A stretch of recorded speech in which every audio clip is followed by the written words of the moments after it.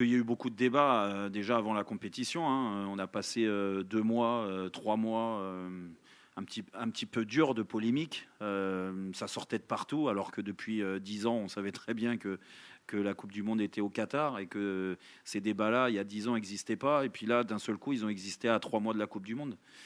Et puis, et puis là, pendant 3 semaines, franchement, depuis le début de la Coupe du Monde, on était tranquille parce que ça a parlé de football et c'est bien là que ça nous intéresse. C'est pour ça qu'on fait des débats et des émissions tous les jours. C'est parce qu'on est passionné de foot et qu'on a envie de parler de la passion du football. Et très honnêtement, on s'est régalé pendant 3 semaines à tout point de vue parce qu'il y a l'organisation, parce que tout est nickel ici à Doha et qu'on a vu des grands matchs, on a vu des équipes fantastiques aller au-delà des espérances de leur pays, à l'image du Maroc. Et puis là, sous prétexte que maintenant il y a un France-Maroc qui arrive, ça y est, maintenant on est reparti sur des débats politiques. À droite, on oublie bien sûr le terrain et la passion du football parce que ça ne les intéresse pas, ceux-là. Ils s'intéressent juste à savoir quels sont les problèmes de binationaux, qui va soutenir qui et pourquoi ils ne soutiennent pas plus une équipe que l'autre et pourquoi c'est toujours pourquoi au niveau de la sécurité ça va être le bordel en l'occurrence sur les Champs-Élysées à Paris.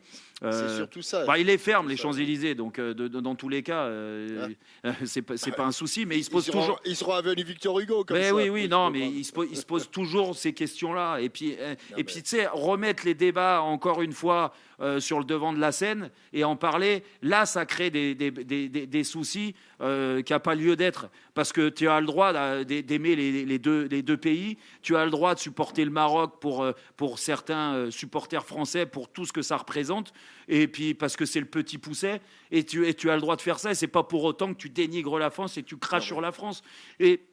Et encore une fois, les politiques, ils se mettent là-dedans. Et voilà, et des donneurs de leçons. Alors maintenant, c'est l'extrême droite qui s'y met. Et puis quand ça sera pas l'extrême droite, ça sera l'extrême gauche. Et puis quand ça sera pas l'extrême gauche, ça sera d'autres personnes. Voilà, on est tout le temps comme ça, tout le temps. Vive la France. Voilà, vive la France, vive nos politiques. Alors occupez-vous de bien gérer la population en France et d'autres choses, et ne dépassez pas le cadre sportif. Parce que nous, on est des passionnés de football. Et oui, on a hâte d'être à France-Maroc.